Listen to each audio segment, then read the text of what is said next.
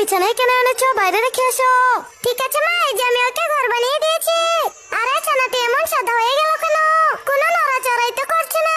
ভয় পেও না, এখনই সুস্থ হয়ে যাবে। ইস, খারাপ লোকেরা আমার মাকে কেটে ফেলছে। এখন তো বাবাকেও কাটছে। ইস, আমার বোন তো কান্না করছে, মনে হচ্ছে ও ভয় পাচ্ছে। বাচ্চা, তুমি এখান থেকে চলে যাও, নয়তো তোমাকেও কেটে ফেলবে। ইস, এখন তো ওরা আমার দাদিকেও কেটে ফেলছে। গাছ বন্ধু, তুমি চিন্তা করো না, আমি সবাইকে রক্ষা করব। যা ভাগ, সবাই এখান থেকে পালা। বাবু, তাড়াতাড়ি পালিয়ে যাও, দানব আসছে। আমি দানবের সাথে চলে গেলাম। মা, আমিও যেতে চাই তোমার সাথে। ডাক্তার আঙ্কেল, আমার মাকে দানবে নিয়ে গেছে, তুমি তাকে ফিরিয়ে এনে দাও। না, তোমার মা নিখোঁজ হয়ে গেছে, তাকে আর ফিরে পাবে না। রাফি, কান্না করো না। ছোট পরি, আমার মাকে ফিরিয়ে আনো। রাফির মা, এক্ষুনি রাফির কাছে চলে আসো। মা, আমাকে আর ছেড়ে যেও না। এই বুড়ি, এগুলো খেয়ে তাড়াতাড়ি নিজের ঘরে যাও। এই যে রাফির বাবাকে একটি নতুন পোশাক দিলাম। নাও রাফি, তোমাকেও একটি নতুন পোশাক দেই। আর এই জামাটি আমার জন্য কিনেছি। মা, দাদির কোনো ভালো পোশাক নেই, তাকেও একটি দাও। তার জন্য কোনো পোশাক কিনে নিয়ে ছেঁড়া পোশাকটি তোমার দাদির। আরে মা, দাদির সাথে এমনটি কেন করছো? তুমি বুড়ো হলে তখন আমিও তোমার সাথে এমনটি করব। আরে মা বাবা, তোমরা ঝগড়া বন্ধ করো, আমার খুব মাথা ব্যথা করছে।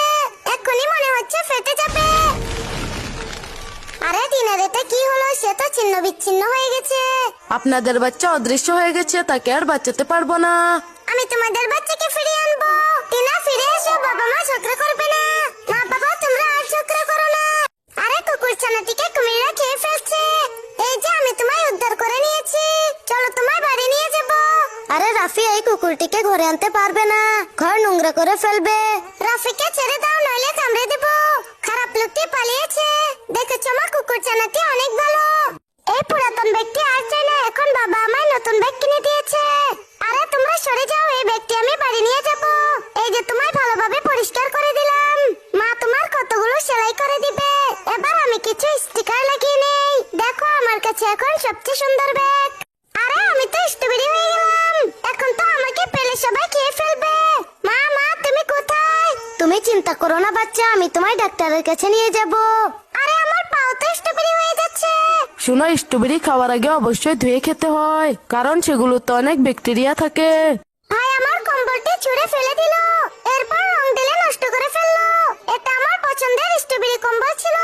আমি তখনও ঘুমিয়েছিলাম। হঠাৎ করে ভাই আসে আর বলে আমি নাকি তার কম্বল নিয়েছি। মা, এখন তুমি এই ভাইয়ের বিচার করো। আরে রাফি, দেখো, এই যে তোমার কম্বল, আমি এটা ধুতে নিয়ে গিয়েছিলাম। এক্ষুনি বোনের কাছে ক্ষমা চাও। আপু,